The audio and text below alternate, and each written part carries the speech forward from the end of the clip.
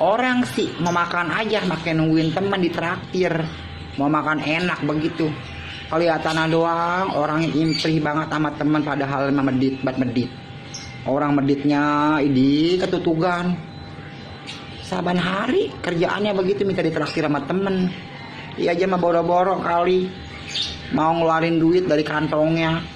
Orang medit banget. Emang lo kata Banda dibawa mati? Kagak dibawa mati Banda mah. Makan tuh duit tuh, lu kumpulin aja duit gitu yang banyak, ntar mati lu di keurugan duit begitu. Iya kalau di kuburan ada duit begitu lu mati.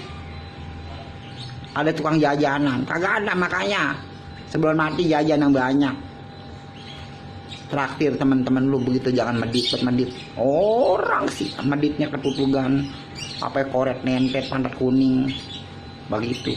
Ini amit-amit.